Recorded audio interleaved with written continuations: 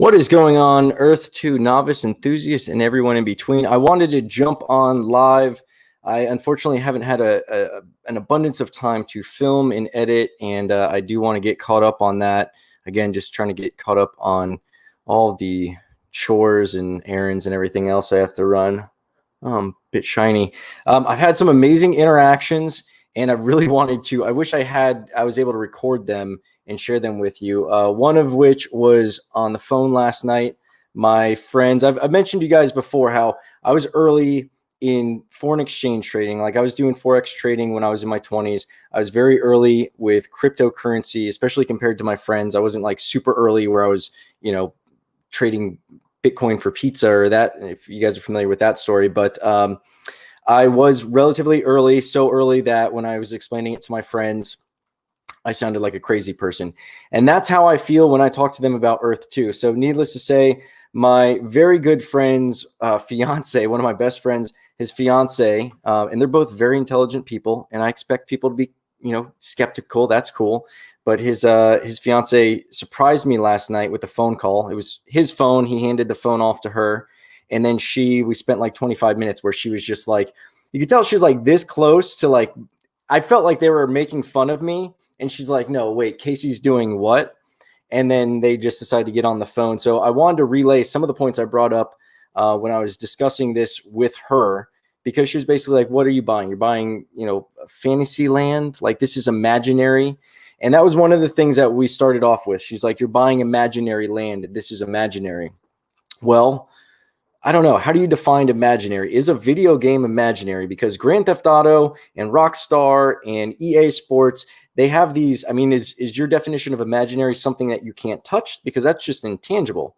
That means all of our thoughts, feelings, and music is imaginary. That's nothing you can touch. So if I can see it, can it still be imaginary? Because there's video games that I can see and play, and while they don't exist, like one could argue that this will be less imaginary than any video game because you'll be able to engage in it at a depth of realism unlike anything that exists.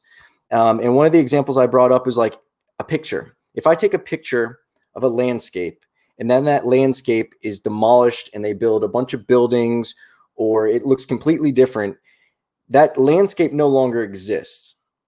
Just like when you go to a video game, okay, that world doesn't exist, let's say. I could agree on that. But does that make it not real? Does that make it not valuable? Because again, someone better tell Rockstar and EA Sports and all these other video game companies that they don't have anything that's real because somehow they've been making all this money without anything real. Now, going back to that picture, let's say it's a picture by Ansel Adams. Ansel Adams, world-renowned photographer. I think he's really known for his landscapes and things throughout the Western United States and all sorts of nature and stuff. So he's just taking pictures of places that could change over time. Those things no longer exist, yet Ansel Adams pictures are extremely valuable. And she's like, yeah, but you could copy the pictures. And I was like, yeah, you could copy the Ansel Adams pictures and you can have the exact same picture hanging in your bathroom. But for some reason, that one's not worth anywhere near as much as the one at the museum. So she's kind of feeling like she was probably losing ground there. And then I went, let's go even further. Let's talk about Salvador Dali, or let's talk about Picasso, who they don't even take pictures of something that actually existed at any time. They completely make it up. How is there still value in that? And let's go to Bitcoin, because the argument for Bitcoin was, where's the value in it? It's not anything real. Well, go into your wallet and take out those colorful pieces of paper, because that's not real either. It's not backed by gold anymore, not in the US. I don't know any countries that are still on the gold standard. So that dollar is only real to whoever decides to agree that it's real and has any value. Otherwise, it's a piece of paper. And most of us don't even have those little pieces of paper. We have pieces of plastic and we have screens with pixels on them that tell us our balance, but we don't have gold or even dollars that reflect the amount of money that we have in those bank accounts. We just trust that when we go to take it, it's going to be there. So really, what is real? What is imaginary? And someone else also kind of shifting gears, someone emailed me a question about where there's going to be money. Like, where's the real value in this? Is this going to be something that's going to be like Bitcoin? Because I know this is still it's very intangible and it's very new. So for those of you who aren't really familiar with what's going on. And this is not financial advice. I'm not telling you guys to invest in Earth 2. All I'm saying is, if you're having conversations, if you're deciding to invest in Earth 2, or you've already invested in Earth 2, and you're trying to articulate this to your friends and family who are looking at you like you're crazy, I'm just trying to give you some of the ammo that I've used against some very intelligent people to get them to go, okay, so now how do I set up an account? And I've mentioned this in other videos. This is how cryptocurrency was. I was telling my friends, I remember going to countless parties, seeming like the crazy person. People would bring somebody else over and be like, no. Casey, tell them about the cryptocurrency. Tell them what you're buying. No, this is good. Listen to this. Like I was some kind of an idiot. Now look at Bitcoin. Now who's the idiot? All right. So his question was, this was Omar, I'm not sure how you pronounce it, but he said, thanks for all the tips. Love your channel. Do you know the ultimate goal for Earth, what the ultimate goal for Earth 2 is, and how our investments will play into it? How will we make money? Is it like Bitcoin, or will there be a service generated, will there be a service to generate revenue? Now, one thing I've got to tell you guys, and I've got to admit, I don't know everything. I know the stuff that they've mentioned. I can speculate where I would take it. I try to make, as many assumptions, educated guesses based on, okay, if this was my company, knowing what I know about what they've expressed their interests already are in, and what future plans they have, and the fact that they do have plans that they are not telling us because they obviously don't want anybody else to know about it yet. It's not ready yet. They don't want to, let the cat out of the bag yet. There's plenty of reasons. What else could I assume they may be interested in doing? So I want to sound very hyperbolic. I want to sound crazy for a moment. And I've used this analogy before. I've used the analogy of, imagine trying to explaining Earth 2 to somebody right now is like in 1980, trying to explain the internet and how computers are going to talk to each other. And there's going to be this network of computers talking to each other all over the world, even though at that time, like much of the world, didn't even have phone service. So you had to get someone to buy into that, be like, okay, so there's going to be, all of a sudden, there's going to be some kind of a communication network all over the world, and billions of people are going to be on it. And they're also going to be able to afford this thing, because in 1980, my interpretation of a computer is a very expensive device. So I can't imagine anybody being able to have a computer, and those things are massive. How could they possibly all fit computers into their lives, especially the amount of sophistication that would be required for what you're proposing they'd be able to pull off and talk to each other, network. And then, okay, this network's established, and then you're telling me that people are going to have stores, but these stores aren't going to have physical locations, but they will sell physical goods. And some of them won't sell physical goods. They'll sell intangible goods. And you're saying ebooks. Why would somebody read an ebook? Like, all these things would sound crazy. And then you're like, I'd convince someone like, yeah, and there's going to be a guy who starts by selling used books and ends up, fast forward, he ends up colonizing the moon. Like, you'd sound like a lunatic. So this one thing I was thinking, and this was a discussion that I was having with someone, is like, I think that arguably, given enough time, and again, I want to sound crazy for a moment, I think this is going to be bigger than the internet. I think this has the potential of being bigger than the written language. And imagine how big those two things are. And I know I probably sound hyperbolic, bombastic, and a little crazy, but I'm going to keep this video. This is the 9th of June, 2021. This is going to be bigger. This has the potential, if this comes to fruition, the way I think it's going to be, this will be bigger than human beings figuring out that they could write stuff down and record their own history and record thought. This will be bigger than language. This will be bigger than our ability to talk to each other. So forget the internet. That makes the internet look like small potatoes, right? And I hope I sound crazy, because that'll only make me seem more brilliant in the future when this comes to fruition. Why am I saying this? Well, first I was thinking about, it's going to be comparable to the internet because it's going to be able to provide all these jobs. I think there will be people who not only have a way to make full-time income on Earth 2 and like have nothing outside of Earth 2, and they'd seem like crazy people, but they're going to have full-time income from Earth 2. I think there will be businesses in Earth 2 that only exist based on Earth 2. And if Earth 2 were to disappear, they would not exist. Just like Amazon businesses. Like, you have an Amazon business. No, you've got a warehouse full of stuff. And if Amazon goes down tomorrow, you have a warehouse full of stuff. Okay. So I think there will be stuff on that level. I think there will be empires of businesses based on Earth 2. And again, not solely existing within Earth 2. Maybe they will be here and there, and there will be some kind of exchange. But primarily, if Earth 2 were to go away, these empires that I think will be worth billions, and let's throw out the T word, trillions, because the way we're basically inflating currency and everything else right now and devaluing our currencies worldwide with this whole 2020, we're not going to say what buzzwords are going to get screened.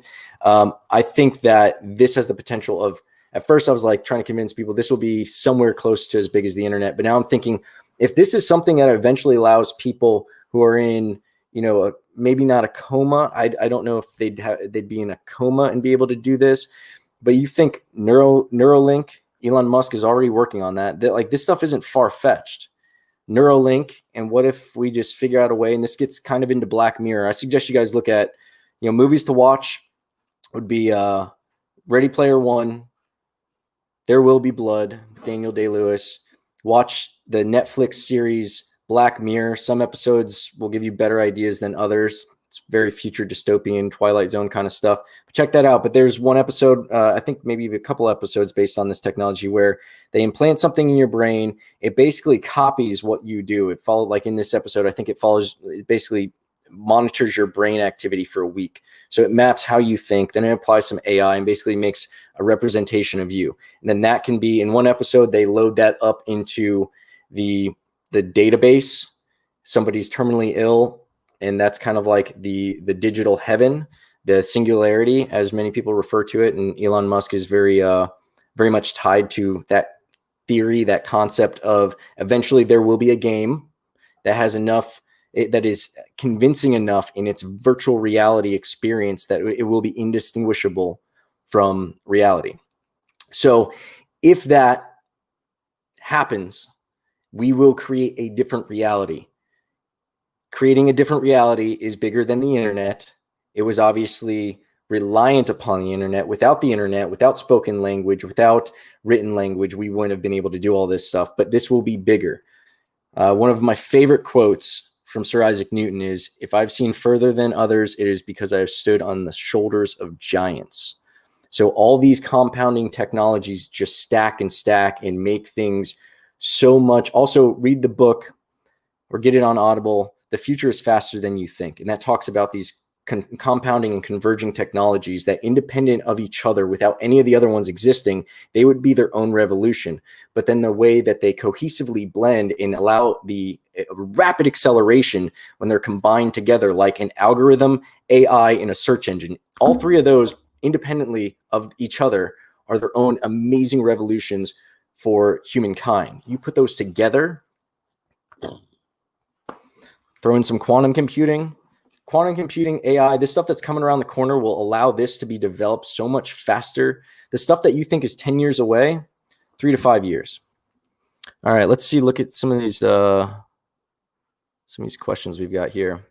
What do you think about Earth 2 using crypto stablecoins? I think that there will definitely, it would be smart to build an economy based on some stable coins. For those of you who don't know, I think this will be a resource-based economy, which is smart. Hopefully it will have something to do.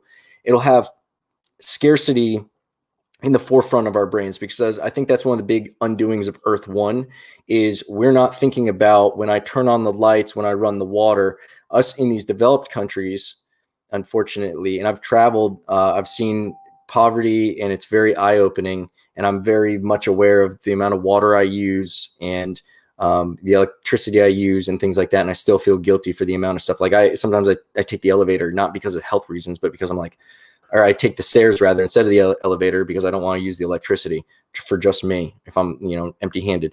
So in any case, I would like to see, and I expect, even though I have no one said anything about this, I would expect there to be a stable currency that is inflation proof. It's going to be based on scarcity limitation, like the limited amount of squares that we have, the limited amount of resources, because as I was saying before I got in that slight tangent, if we globally thought more about every time we turn on the water, like, oh, we're losing water, like this isn't endless, but we don't experience that. We don't know what the struggle of pulling it from the ground in a well is, and seeing that well level go deep and lower and lower and lower, having to dig more. We don't understand that scarcity. We're too detached from it.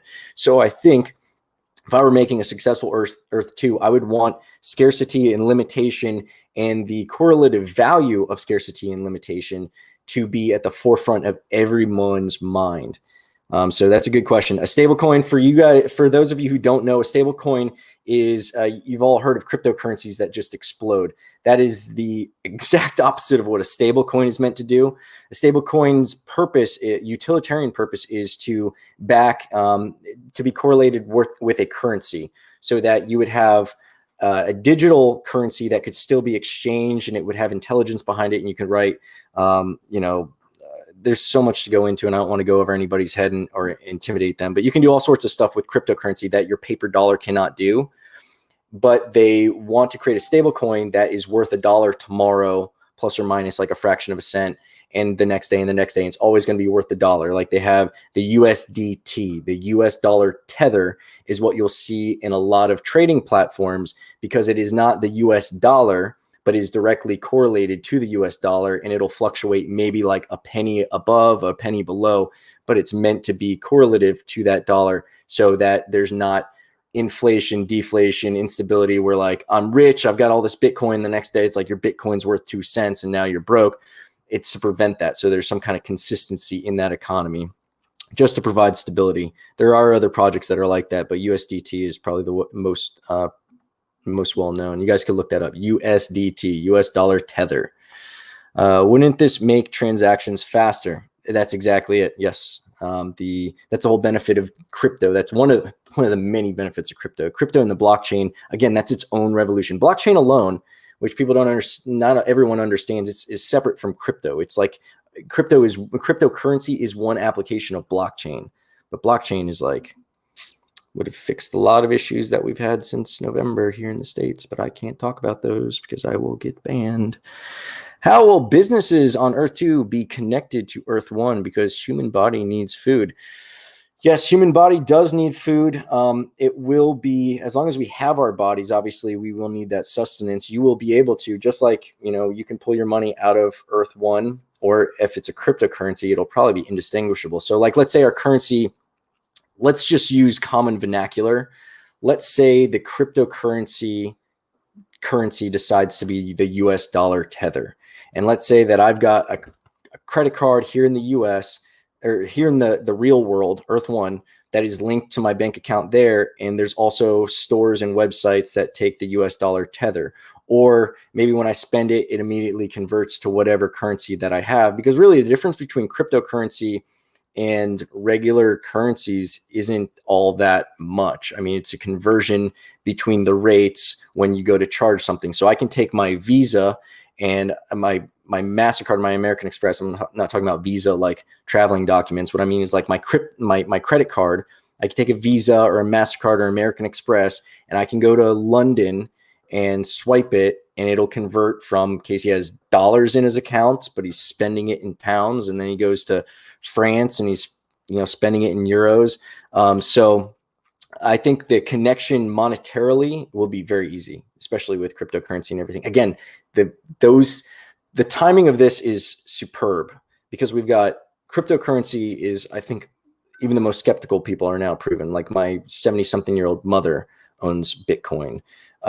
We've got and all my friends who were laughing at me when I was first explaining cryptocurrency, they all own a little bit of something. Ethereum, Litecoin, Bitcoin, they all own something. VR is now, it's not even, this stuff isn't even at scale, guys. When you start seeing your grocery stores that you go to accepting Bitcoin, like everywhere, even the mom and pop places, that's when it's going to start becoming scale, like at scale. VR, again, not everybody owns VR yet, but now that they've got a very affordable, and that's the other thing that helps this stuff accelerate. By making technology cheaper, we make it more accessible to more people. By, a good VR system, 4 years ago may have cost $1,000. That is now on par or beaten by something that is a third of that price. Like, I haven't been really keeping up with the VR tech, but I remember I tried VR when I was like in my teens at a fair, and it was like, it was cool, but it was garbage. It was this massive machine, and you had to walk on this big thing, and the headset was so massive that it had to have counterbalance wires and everything. You had to have a suit on, and like, it sucked. And now it's just like this Oculus Quest, $300. Come on, man. That's going to be everywhere. All right. So people will have to work on Earth 1, so those Earth 2 get food. No, you could be making money in Earth 2. And again, I'm just speculating. I haven't gotten any facts, but you think about games like Minecraft, where you can go in and you can build your building, or maybe you could hire me to build a building for you. And maybe there's going to be architects and engineers. I don't know how real the physics are going to be initially, but I would imagine that the physics would be an interesting thing to play with. And if we make the physics and the architecture a little bit more complex, maybe it was going to be, voluntary level where you can build with those kind of materials. Roller coasters and everything are obviously going to be really cool to be working on physics. And the benefit would be we wouldn't have to have, the permanent repercussions of like, dying on a roller coaster or anything. So you can make them super crazy. Maybe we wouldn't have to worry about G forces. So you can get in VR and have a crazy experience. Well, if I don't want to build this roller coaster, I might be able to pay somebody to do it. Maybe we're going to have characters, think about Grand Theft Auto and these games that have been around for years. Grand Theft Auto, San Andreas. The dude there were achievements that you can unlock by going to the gym with the guy. Now it was realistic. You couldn't just stay in the gym. You were in the gym. He also had to eat food. You had to go places and eat different food. If you ate too much food and you didn't work out, then the dude got fat. If the dude wasn't working out, then the fights would last longer because he wasn't as strong in the fight. And I think he would get winded faster when he ran or pedaled his bike, or he couldn't go faster. So there were benefits to playing that game, to going into the gym. Could you have played the game and won without going to the gym? Yeah. And I forget feeding. I think you still had to eat at least, I don't know. I think there would be something where it forced you to eat. I forget. But Grand Theft Auto, that's a very old game. I mean, it's not a very old game, but it's my PlayStation 3. They're on PlayStation 5. So that's why I know what system that was on. That was the last PlayStation I bought. Burnt out because I was watching too much Netflix because all I bought it for was Grand Theft Auto. But also the dude got tattoos. Cost money. The dude got clothes and haircuts and all that stuff. So if I design t-shirts and I design t-shirts on Earth 2 and you want to buy them for your avatar or haircuts or hairstyles, all this stuff, cars, designing cars, you could mod your cars in Grand Theft Auto. Again, this year, how old is that game? How old is San Andreas? Does anybody know? 10 years? Make me feel old. 10 years? Oh, is it 10 years? Someone's going to pop up with that answer. Let's see what else we got here. Is Earth 2 final goal, or is a test run for something bigger? I think this is part of an evolution, man. As human beings, we want this conclusive destination where it's like, okay, this is what it's going to be. I think this is going to be a game that constantly evolves. And what's going to be cool about it is, I think, again, this is putting myself in the shoes of the developers. I'd want to make it so that this thing becomes its own life. I would want this to be some kind of open source, community, collaborative kind of deal where they start it and let it go and it becomes its own thing based on our engagement with it. Like they're not telling us where to build. They're not telling us what to build. They're not telling us what not to build. I mean, not yet. Who knows? It might get crazy censorship. I don't know. But in any case, I think that they'd want this to be its own thing, as close to being real and alive. And eventually, who knows, man? Are they going to have weather? Are they going to have storms? Are they going to have tsunamis that are going to come and mess up your buildings? Like people are thinking like, we're not going to be designing heaven. There are going to be people in there with nefarious intentions, and their only interest in the game is going to be to like pillage some stuff. Maybe you can opt out of that. But like, this isn't designing heaven. And I could tell you, we would get very bored if, imagine playing a video game where you can fly, you have unlimited money, you never have to earn any money or achieve any goals. You could just go around, buy whatever you want, fly, you can't die, you can't hurt your character or anything like that. How long would you play that game? It wouldn't have a point. We're here, like, our life is about challenges, and as much as we sometimes try to pull away from them, if you are attracted to challenges, and we normally are attracted to change, at least we like novelty, we both fear it and are attracted by it, and that's how we've evolved as human beings. So I think that this will continue to be much bigger than even what we can see right now, because there will be technologies and concepts that don't exist yet. They're not part of our dialogue yet. There will be words and expressions that aren't part of our lexicon yet. So this, I think, is the beginning of, like I said, I want to seem crazy. I think this will be bigger than human beings learning how to turn sounds into a vocabulary and language. Have you heard about megacity? I've heard about mega cities. I haven't heard about mega city. I've heard about hyper cities as well, but I'm assuming that's like some kind of a project that some people are working on. Sounds cool. Do you know where it's going to be geographically? Or are they still figuring that out? That's what's going to be interesting to see, like where the capitals of Earth 2 end up being. I'm sure some will be correlative to the capitals that we have here on Earth 1, but we shall see. The error, this piece of land is too far away from your starting point. Can you explain this? Yes, I can. I meant to add it to the video that I launched today, and I'm really bummed that I didn't, especially now that I see that that's the question that you have. I should have put that in there. If I finish shooting, in any case, so you click on a square, and then if you go to like another country and you didn't deselect that square, or if you go just too far away, and I don't know exactly how far is too far, but if you go too far away, basically when you see that error come up, it's telling you that you still have some land selected somewhere, and it thinks that you're trying to make the purchase here and here. So let's say I was trying to buy something in France, and I was like, you know what, let me go check out Egypt. And I shoot over to Egypt. It's not going to let me buy France and Egypt in the same purchase. They're going to be like, these are way too far away. This is not one property. You nincompoop, make a decision. So what you have to do is you'll see that right up at the top left there, it'll say like clear selection.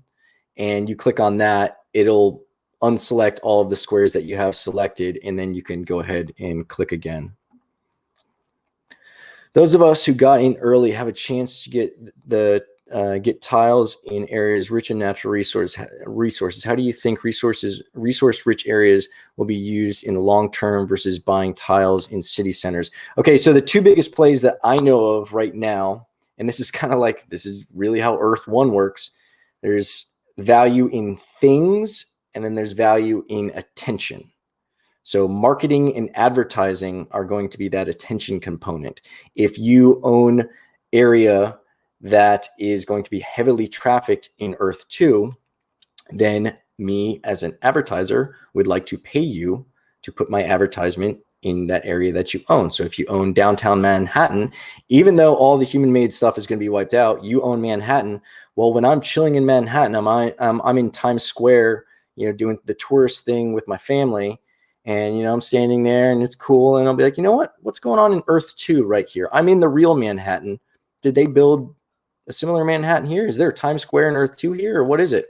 And I'll be able to go on my phone, which they mentioned, the developers and the CEO, they're going to be doing an AR component through their app.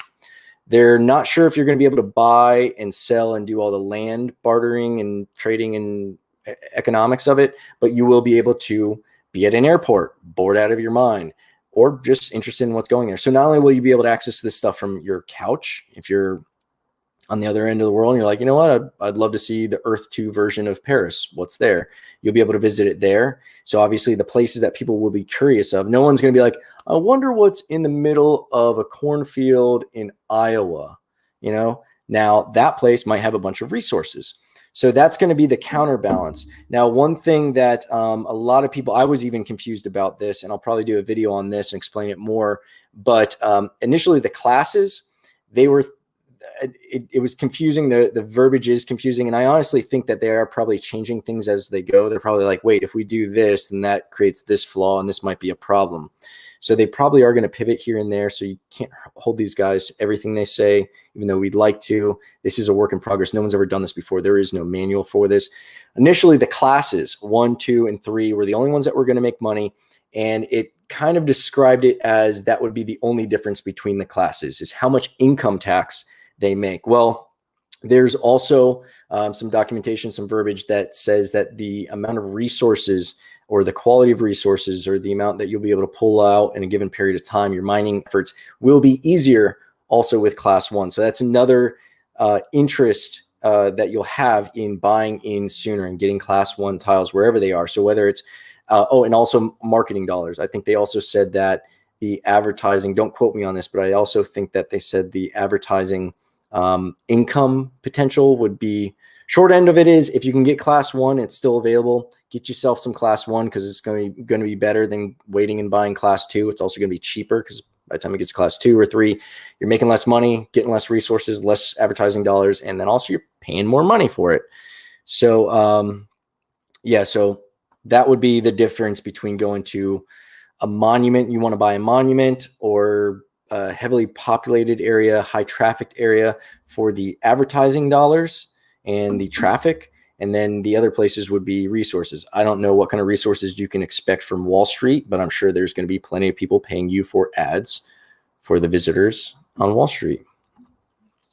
At least those are my strategies so far. And I'll keep you guys updated. There's so much land. Look at all this. Look at all this land.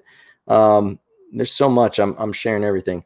How many employees does Earth2 have? I do not know, but I do know that they started off as a small team. I think relative to the size of this project, I think it's still a pretty small team. I would say there's probably not even, I don't even want to speculate because I really have no idea. But I get the impression that it's like less than 24 people altogether.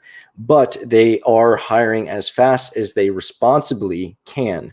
I've mentioned before, there's a lot of sensitive information that's going about this. So you can only imagine if there's this one really good movie with Clive Owen and Julia Roberts where it shows like they're like ex-spies for like MI6 and the CIA or something, and then they take corporate jobs just because at that level, when you're dealing with that much money, they really do want to infiltrate each other's businesses, and competitors will like that information has so much value. So hiring people, not only do they have to have the skills and the chops to accomplish the job, but they also probably have to go through an extensive vetting process. So as much as they want to hurry up, they also don't want to compromise the entire project by hiring too fast, or and that's one of the other issues with the support tickets and all that other stuff that people are experiencing.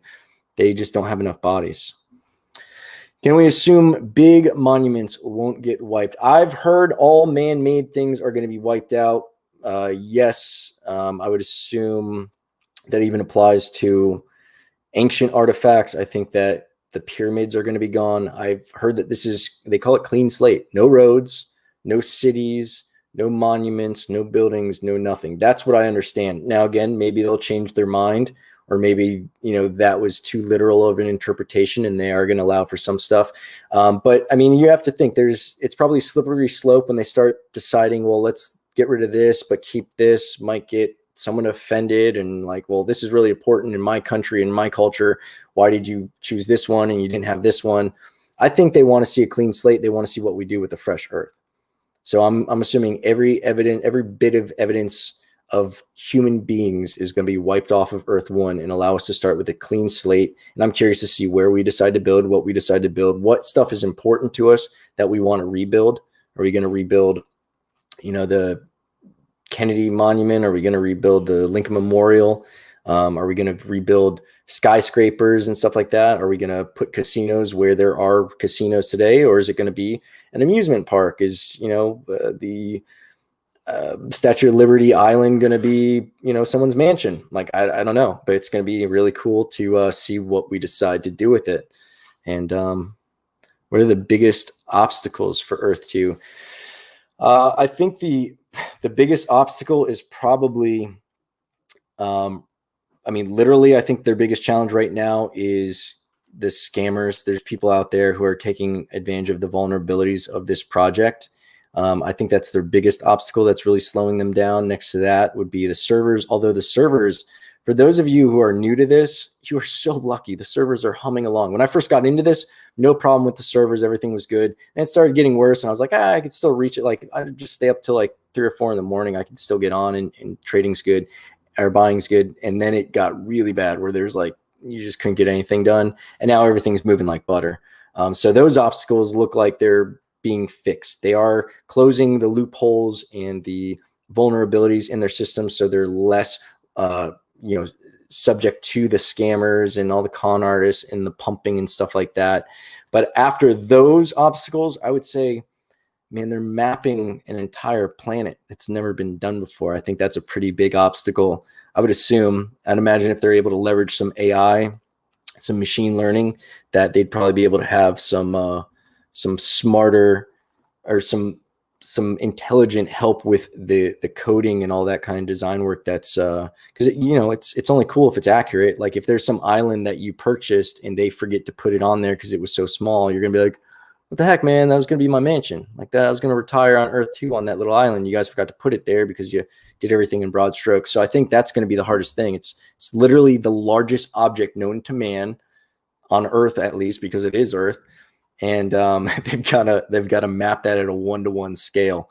So I think that's going to be crazy. It's going to be really interesting to see what they're going to do with computers. Like once we get into some quantum computing, all of this stuff becomes much easier, and I don't think that's very far off either. But for right now, I would say the scale of this project is massive. But with that, there's going to be a lot of interest. I think some of the biggest and brightest minds are going to be joining this team to take part in this, because like I said before, and I'm going to stand by that and keep this video up, this I think will eventually prove to be bigger than human beings learning language, bigger than fire. Like this is going to make the internet look like a really cool gimmick. So, but that's just me. Put $300 in. Would you say I'm too late? No, man. For everyone who thinks they're too late, regardless of when you're watching this video, I ask you one question. How many of your friends and family member are already in? Probably not many. How crazy do you look when you bring up that you're investing in Earth 2? Probably pretty crazy. So this is very much like the beginning of cryptocurrency to me. Again, that's what this feels like, minus the fact that like I'm not staying up, 20 hours a day looking at charts and trying to be an analyst. But I'm very tempted because I get into those maps and you can just go anywhere and you're just like, how much is it here? How much is it here? Should I buy this gold mine? Should I buy this platinum mine? Should I buy these salt? Blah, blah, blah, blah. So, but yeah, $300. I started with $200. And the way I look at it is, you never want to invest. And this is my little soundbite. You guys are going to see and hear this everywhere. Never want to invest more than you can afford to lose. The newest thing that I came up with for you to figure out what that number is for you. If you were to walk into a casino and you were going to make one bet on a roulette table, black or red, how much would you be willing to put down, one roll, and you walk out of the casino, whether you win or you lose? That amount of money wouldn't ruin your day if this all ended up being nothing.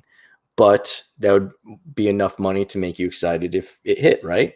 Well, with this, the upside is way more. The way I look at it is like stuff can grow in multiples, and the worst case scenario, you lose whatever you're prepared to lose anyway. So $300 you put down, cool.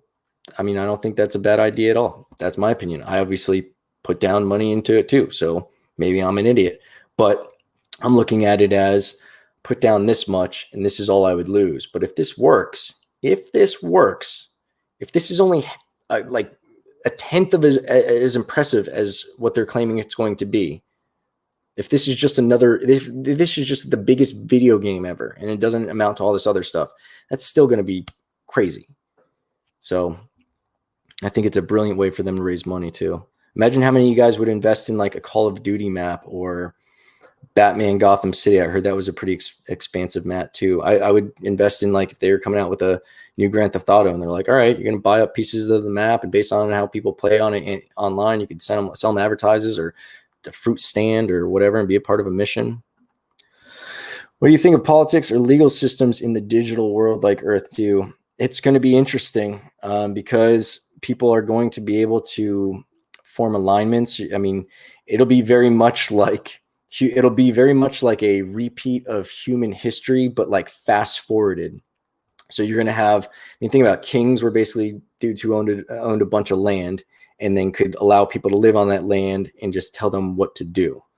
That's really what it was. So when it gets into this, I mean, there's going to be these natural tendencies to be like, hey, you own these islands and I want to build this concept. And like, if you let me rent the land, then it's like, it'll basically be like a king. Kings were just big landlords with really cool hats. So it's going to be interesting when the politics get into it and the regulation. You guys don't think regulation's not coming. Just to reiterate, for the CEO, Shane Isaac went on the other day and he was talking about people trying to take advantage of the system. Not only I don't want anybody doing that because it's bad. I don't want anybody being victimized or falling. Check out my video on scams so you can see what to look out for. But also, they are tracking everything. This is a computer that you're doing. You're not pickpocketing people at a flea market. They are tracking every single transaction and everything you're doing. So don't get into any of these scams. But regulation will be coming, boys and girls. Any remaining cheap class 1 tiles you recommend? The most recent places I've been buying are Guyana and Gabon. That's Africa and South America.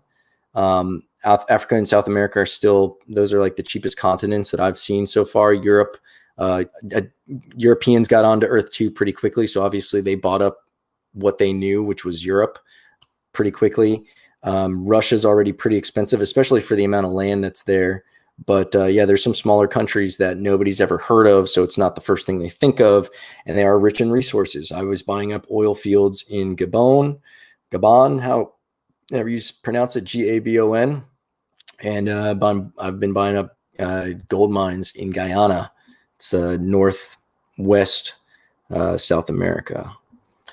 At $65 to spend, I'm buying some Seychelles. I don't even know where that is, so it sounds like it's probably cheap and probably a good idea. As long as it's class 1, you guys might not buy like something that's got a bunch of resources or a bunch of, a highly trafficked area right now. But as long as it's class 1, it's better than buying class 2 when class 1's still available. So it's not, don't overthink anything. Don't feel rushed. Take your time to make some decisions. Maybe it's going to go up a penny while you're making your decision. Don't worry. It won't break you. Don't rush into anything, but then also don't feel bad that you didn't get Times Square or Manhattan or Statue of Liberty or anything like that. I did get a square on Manhattan. I need one more recommendation. Paraguay gold mines. I like gold mines. The way I look at it is if they were going to do any precious metals, and I'm going to assume that they're going to make this very complex. I think that they will eventually get into all sorts of precious metals and minerals and all sorts of other resources just to add that complexity and that realism to the game. But if I were wrong and they only picked one precious metal to make legit and make worth anything in this world, what do you think it's going to be? Gold. So gold's got that historic value. Like gold, God, and glory were the reasons that we went to other lands and sailed across the sea when we couldn't see over the horizon. So gold is till they come up with a Earth 2 God. We only got glory and gold. What do you think prices for tiles will be like in 3030? Man, I don't know, man, but that's another 1,000 years. I don't know if I'm gonna I'm gonna assume that you mean 2030. So I'm gonna say in 3030. I think by then we'd be uploaded into the simulation. We'd have an ability to connect our consciousness, and maybe we won't have a value of money or worth or anything. We would just be making each other feel warm and fuzzy all the time. But that's 3030. By 2030, I can't even speculate, man. That's going to be, you've got a lot of interesting things going on. We've got a lot of people who have been making a lot of money in the stock markets, and that can only go up for so long. And I think it's probably had its run. So they're going to be looking to put that money somewhere. That's going to increase the value of wherever they're putting that money and that attention. Like, have you guys seen this stuff on the news yet? Have you heard of Earth 2 on the news yet? By the time it's on the news, that's when, I'm not going to say it's going to be too late, but man, everybody who's waiting for it to show up on MSNBC or something, they're oh man. And yeah, 2030. Okay, yeah, 2030, but I think it's going to be worth more. I'm very optimistic. I'm very bullish on this. I can't even think about the numbers because the rate that it's been accelerating and growing so far, I did not see coming. And that's going to be, I'm going to say more. That's my answer, more. I'm not investing any money in anything else. I'm not putting more money into crypto. I've got my crypto money. I might be buying and selling, but no more money is going into that account. This is the only thing that I'm really focused and excited about. Because like I said, I think, can this be bigger than Bitcoin? I think it's going to be bigger than being able to talk to another human being. You can't put a price on that. Everything else that we have is based on that. Otherwise, we'd just be a bunch of monkeys, and they're not doing too hot. So I think it's going to be bigger than that. So yeah, I think it's going to be bigger than Tesla and Bitcoin and Amazon. But I also don't know what I'm talking about. So this is not financial advice, whatever disclosure. Don't invest more than you can afford to lose. Inca ruins. I got some Inca ruins, man. So that's what I think about them. That was that was the first country I probably went to outside of the States. Love Peru. Do you think gadgets or things will be invented in Earth 2? Yeah, of course. I think that we're going to be, inventing propulsion systems and all sorts of tech in Earth 2. We'll be able to play with bodies that, theoretically can't get hurt. So maybe we're going to have rocket packs and be able to play with all sorts of stuff. I've never played with Minecraft. I've heard amazing things about it. I've heard that you can build all sorts of really complicated stuff. And I've seen videos on YouTube where I'm like, I thought it was just blocks, but these guys are building like roller coasters and all this really complex stuff. So for those of you who are familiar with Minecraft and how crazy that stuff can get, and that's just like a kid's game. Like, I don't even know what the point of it is, but I understand that's a pretty insane, highly in-depth game with a bunch of potential. Yeah, I think there's going to be all sorts of inventions and cool stuff in Earth 2. But we shall see. I caught up on my questions, so that's when I get off. And thank you guys so much for tuning in. I'm stoked to answer any questions. I love sharing these ideas with you.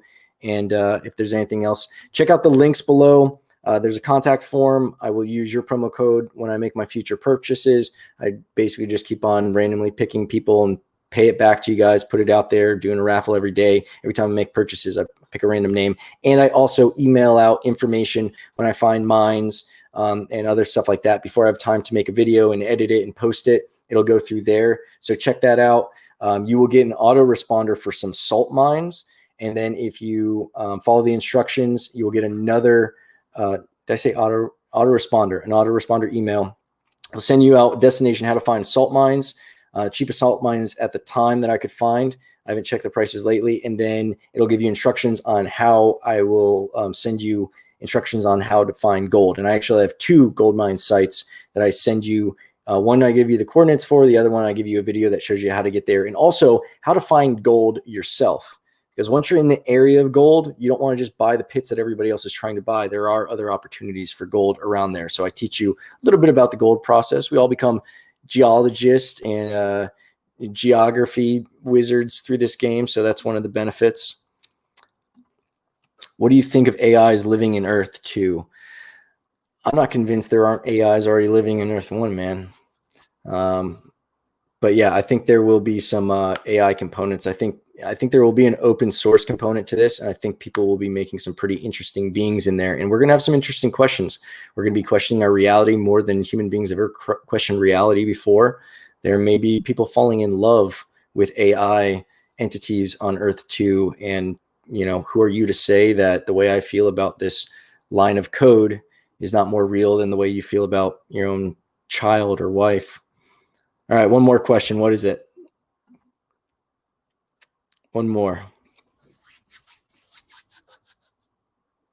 My fiance is going to murder me, so we might have no more videos if I answer one more question, but time's running out. People are jumping off. All right, perfect. All right, hold that question for next time. Thank you guys for tuning in. Thank you for the questions. Have an amazing day. Links. Use my promo code if you find this stuff interesting. Make sure you're subscribed and you got the alerts notifications on because I go live sporadically. I have no schedule or rhyme to my reason. Thank you guys so much. Have fun. Be safe. Invest wisely. And